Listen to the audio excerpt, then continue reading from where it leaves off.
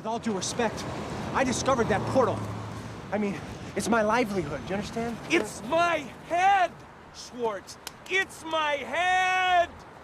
Fun fact about this scene, as Malkovich leaves, a can is thrown at his head. This was actually improvised by an extra who snuck beer on set. His reaction to pain was so funny, they kept it in the film. It's so funny that it sounds too good to be true. Because maybe it is. This bit of trivia is told to us by Spike Jonze on the DVD commentary, and that segment has been on YouTube for quite some time. Except, there's no director's commentary for this film. The Criterion Blu-ray is the only copy to have a commentary track, but it's done by Michel Gondry, not Spike Jonze. That said, the Michel Gondry commentary is fucking insane. I wonder if the cameraman had a hard-on when he shot the scene.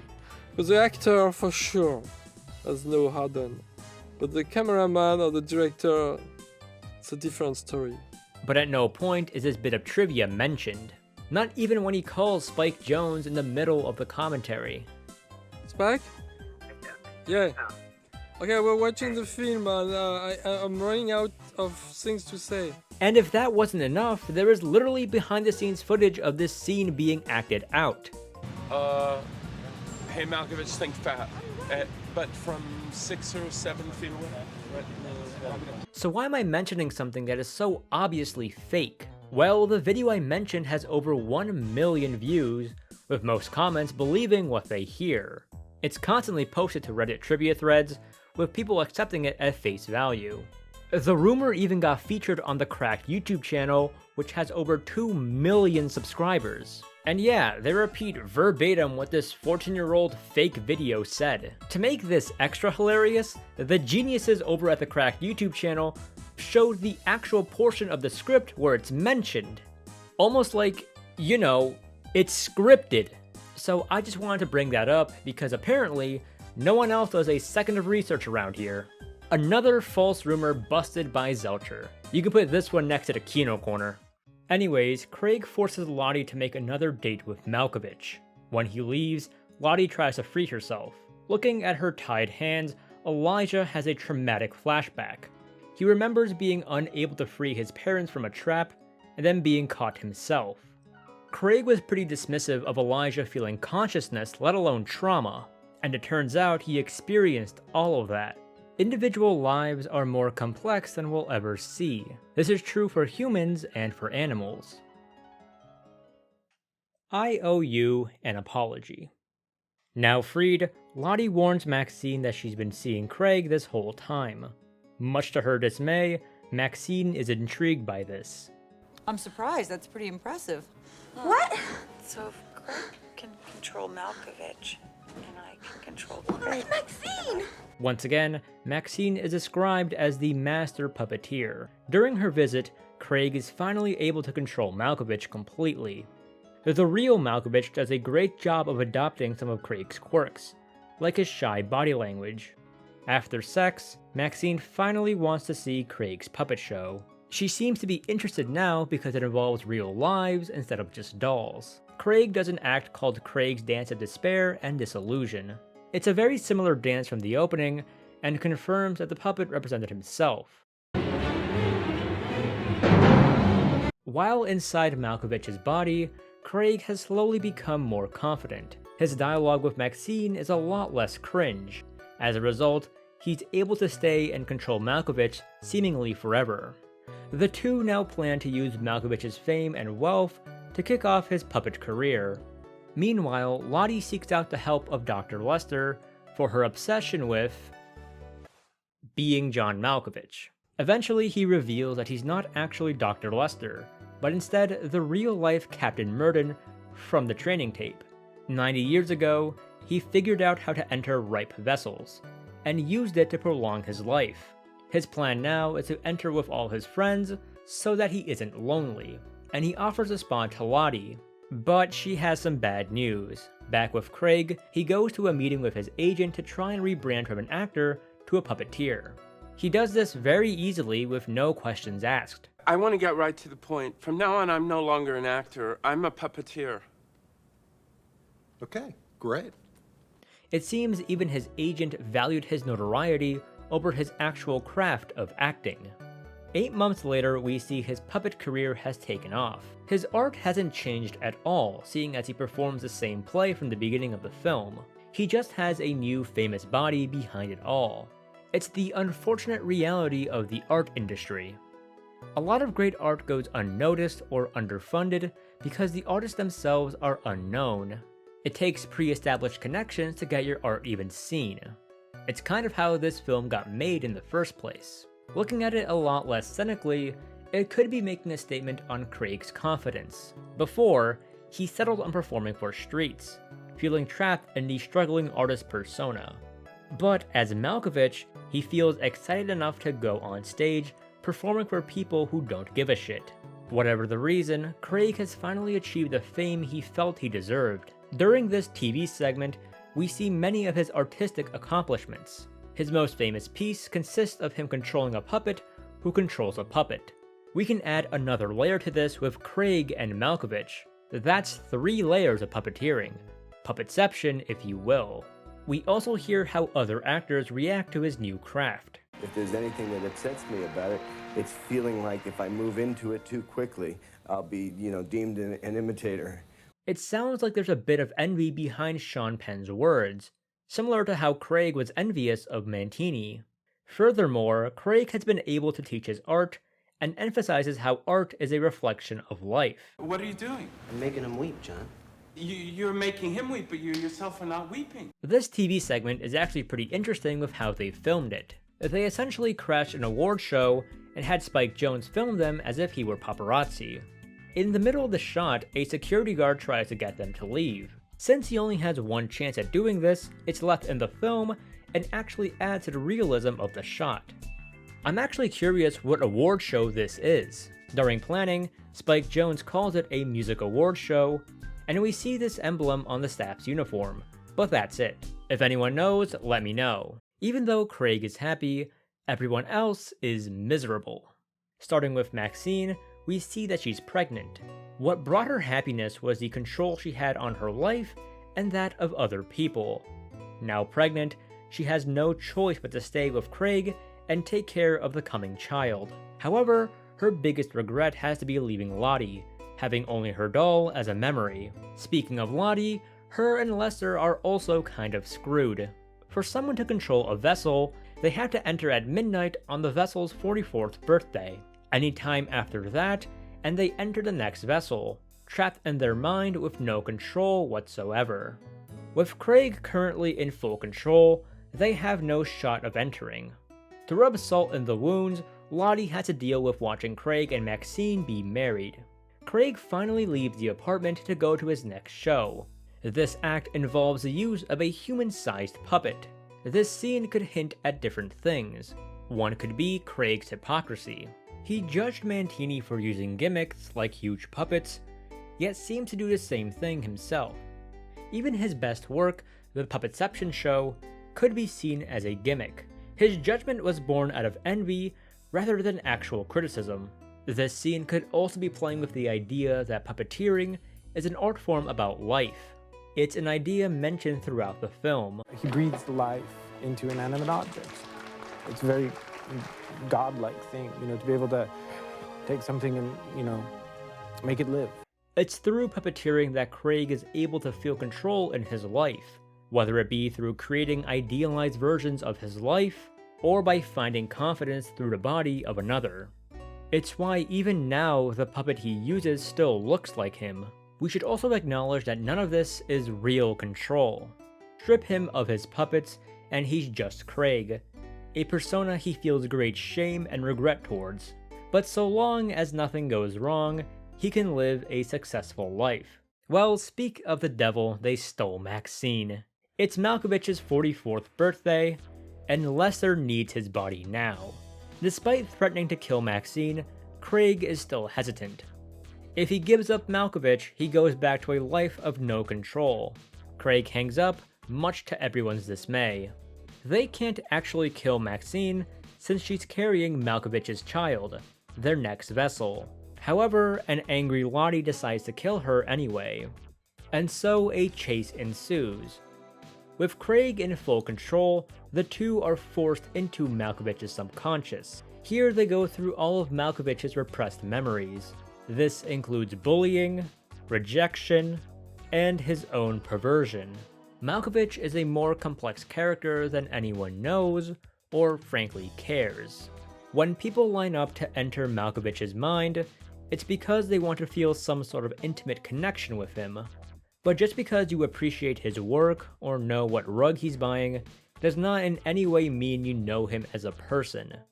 Hell, even Lester, a man who has been documenting him since birth, might not know about any of this either. In his timeline, he lists all of Malkovich's important achievements. But these traumatic events are just as important in shaping him as a person as these achievements. Catching his parents have sex when he was young may have led to his secret perversion, and as a result, he is unable to form long relationships. And I doubt any of these events were listed on the timeline. Aside from deep analysis, there's also some fun trivia with this scene. And don't worry, it's all true.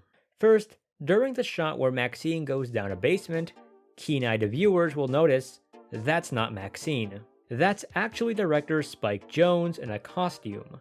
This is because during her first attempt, Catherine Keener hit her leg on the wall so badly, she was sent to the hospital.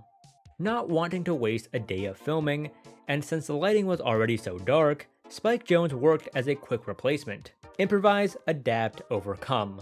Then there's the bus scene, which is the final phase of the chase. Before Lottie and Maxine can fall out of the bus, they were supposed to struggle on the steps. The scene was done practically, and it's insane how they were able to film it. Action on the bus. Tighter, tighter. We good? And head to the right, Maxine. Catherine, to the right, bitch.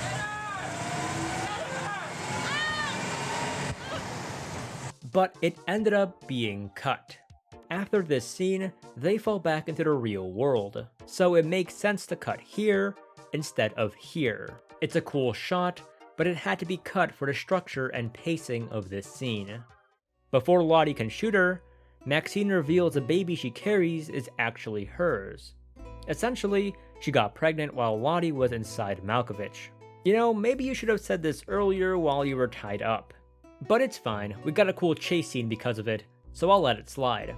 Meanwhile, Craig is still deciding whether to save Maxine or not.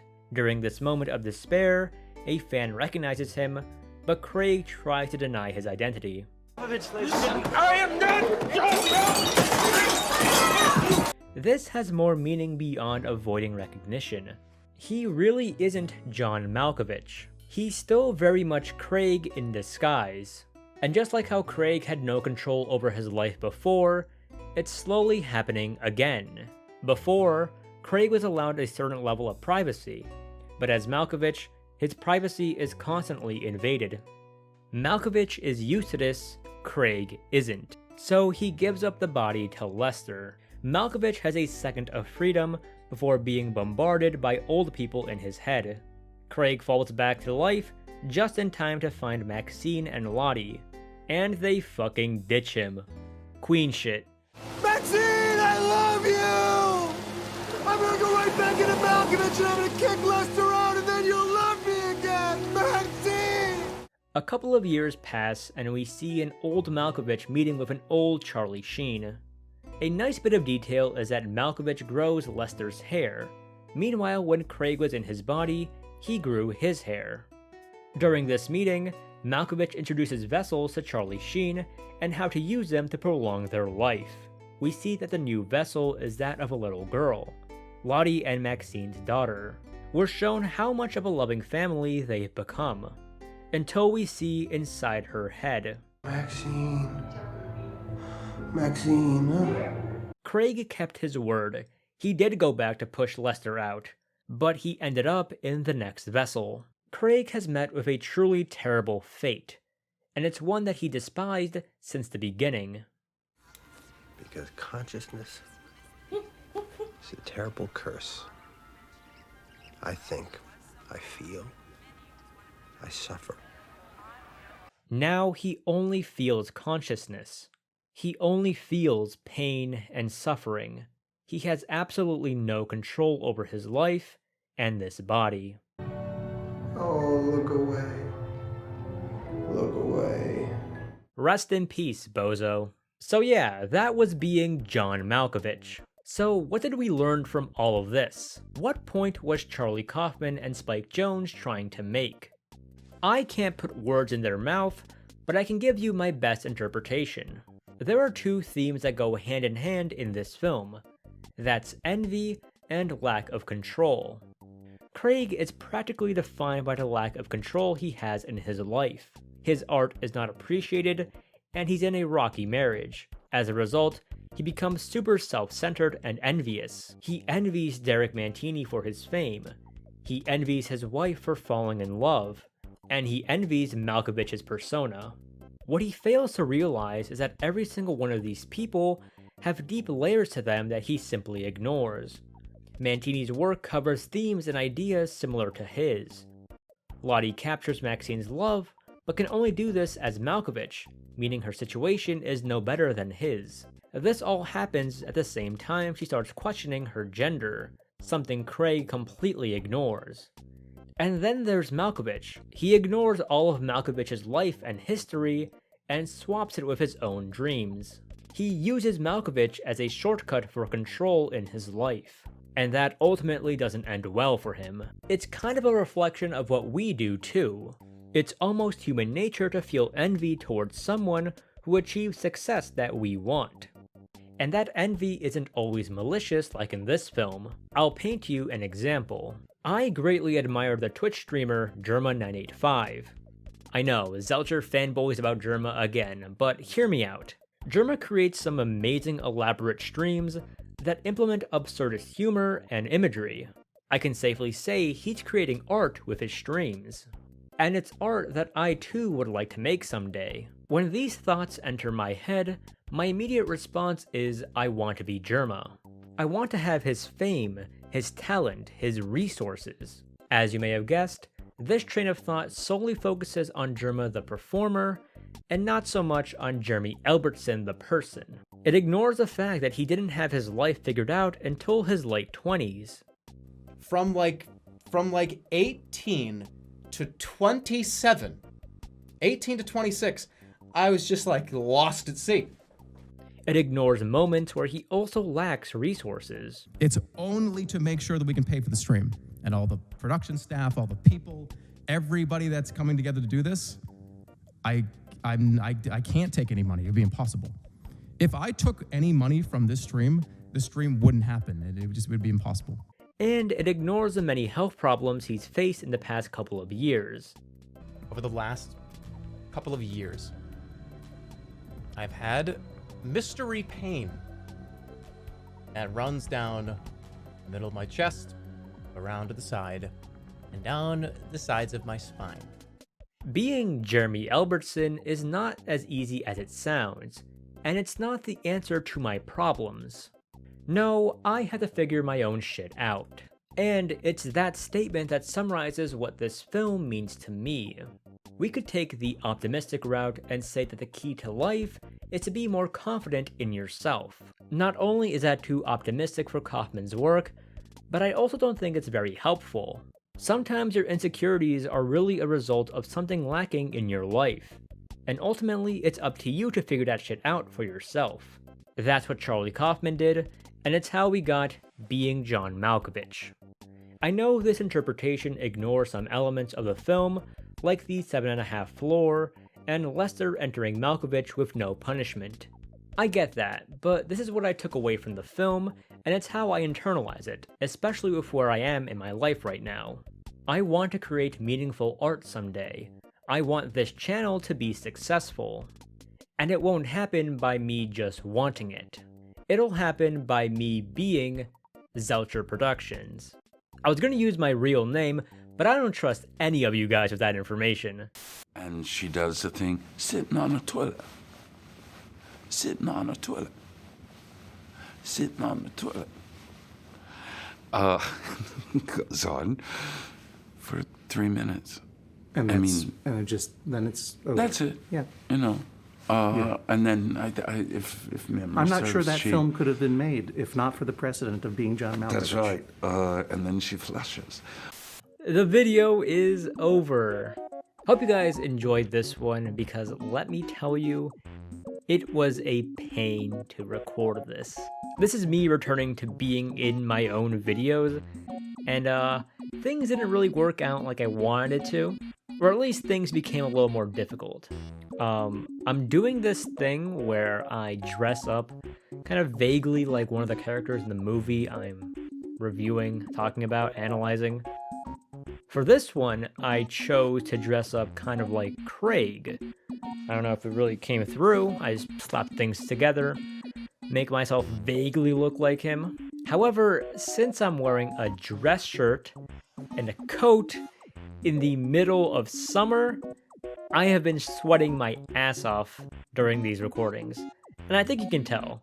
I've been like, shaving my hair because, sweat gets in there. So the hair continuity and like my body continuity has been kind of fucked up. I already accepted that. My coat moving around hits the mic a little bit, so the audio at some points may have some scratchiness to it. Not to mention that my neighbors just love to make noise whenever I record. They will be quiet as a mouse the entire day, but the minute I turn on my mic, it's like, holy shit, Zelcher's recording, time to fucking fuck him up. And then, the day I scheduled myself to record, I got, a little bit of acne on my chin. I'm not sure you can actually see it in the camera. I think I'm too far away for you to actually see it, like, in full. But, yeah, that wasn't fun to get, and it was like, well, am I gonna delay the video because I have, like, a pimple on my chin? Probably not. So that was annoying. And yeah, then there was the length of the video, which, is compounded upon every other problem. While these things may be annoying in the moment, I think they do add to kind of like the charm of my videos, if I may stroke my ego a bit here. Like, these videos aren't perfect, I'm not perfect, I don't claim to be. I think it's good that, you can see that I'm just some dude analyzing movies that he likes, And I really did enjoy how this one turned out. I had a lot more to say about it than I originally thought, so good video, I guess, hopefully. And yeah, shout out to the patrons. Lil Shy Fry, a homie as usual. I'm gonna do like a little call to action to anybody who is donating right now, or has thought about it, or has any ideas, If you got any ideas, let me know. I'm always open to some suggestions for what I can do to improve my Patreon, improve my rewards. Because right now, I'm brainstorming stuff, I want to support the people who support me and the videos that I make, because it's awesome, I greatly appreciate it, and I feel like I have been able to show it lately, so I'll think of something. Something's coming your way. Enough of my, dumb ramblings for now. It is 1 a.m. I want to get out of this stuff. I want to go to sleep. So I hope you all enjoyed this video. A lot of fun to make. And I will see you in the next one.